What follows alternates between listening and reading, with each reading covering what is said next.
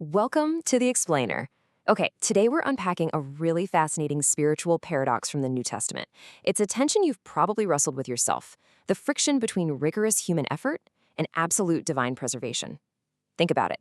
How much of our spiritual journey relies on us actively fighting the good fight, and how much relies on God just holding us up? Getting this wrong usually leads to two dangerous extremes. On one side, you've got this crippling anxiety of feeling like you have to earn your salvation every single day. And on the flip side, you have total complacency, just passively waiting for God to carry you. To find the real balance, we're going to look closely at the book of Jude, dig into the original Greek, and lean on some profound insights from John Wesley. Here is our roadmap for this explainer. 1. The paradox in Jude. 2. Decoding the Greek terms. 3. John Wesley on divine keeping. 4. Charles Wesley's lyrical theology. And 5. Practical steps to contend. Section 1. The paradox in Jude. Just look at the sharp contrast here. Jude 1 verse 3 hits us with an urgent command to contend for the faith. It's an aggressive battle cry, right? It sounds like it demands absolutely everything we have. But then you fast forward to the very end of that exact same letter in Jude 1:24, and the tone shifts completely. Now we read that it's God who is able to keep you from stumbling. So this raises a massive question. If God promises to keep us from falling, why are we commanded to fight so incredibly hard? I mean, who is actually doing the keeping here? Section 2. Decoding the Greek terms. To really grasp the intensity of Jude 1:3, we have to look at the Greek word epigonizesthai. That's Strong's G1864. See that root word in the middle? Agony. It literally translates to agony. In the ancient world, this wasn't about a mild disagreement. It was the word you'd use when stepping into an athletic arena.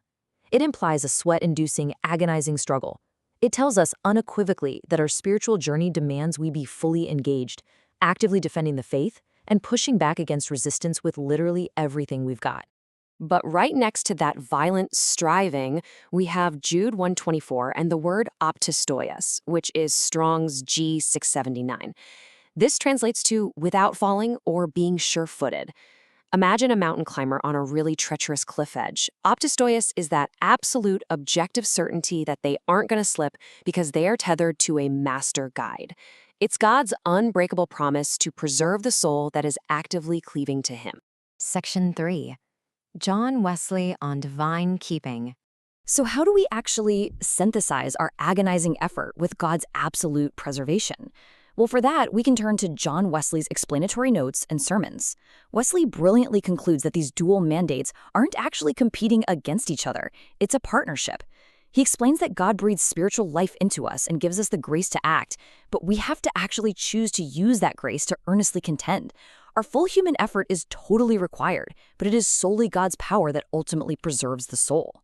This brings us to the concept of synergism, from the Greek synerge, meaning working together. Now be careful here. This isn't some 50-50 split where you do half the work and God does the rest. In Wesley's theology, our unbroken human will is naturally hostile to God. It's what he calls the war of the will. To enter into this synergistic partnership, you can't just compromise. You have to end the war entirely through a total resignation of your self-will. You've got to empty yourself of pride and the need for control. Only by yielding 100% to His will do we make room for the keeper of our soul to apply 100% of His grace. Section 4. Charles Wesley's lyrical theology. Now let's see how John's brother, Charles Wesley, embedded this high theology straight into the hearts of everyday people. Listen to this lyric. Captain of Israel's host and guide of all who seek the land above. Back in the 18th century, singing together was how believers memorized these complex doctrines. Notice the action here. The believer is actively seeking. That's the contending part. But who is ultimately in charge? God is the captain and the guide. It's just a beautiful, poetic reminder of exactly who is keeping us safe from stumbling. Section 5. Practical steps to contend. All right, let's bring this down to earth. How do you actually live this paradox out? Step 1. Cultivate a single eye, which means pure intention.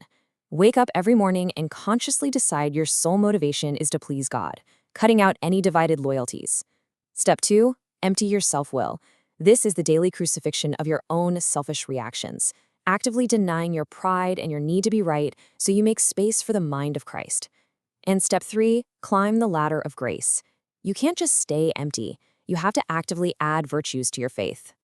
To really nail that third step, look at the Greek word epikouriagesate from 2 Peter.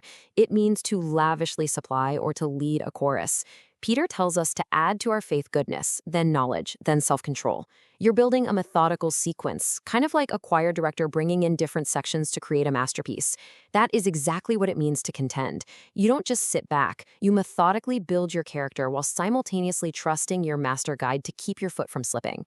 So I'll leave you with this today. In your own war of the will, where do you need to step up and earnestly contend? And where do you need to completely resign and let God be the keeper? Are you exhausting yourself right now, fighting entirely in your own strength, terrified of messing up? Or are you resting in the absolute assurance of the one who is truly able to keep you from stumbling? Let that hang in the air for a bit and take it with you into your week. Thanks for joining me on this explainer, and keep seeking wisdom.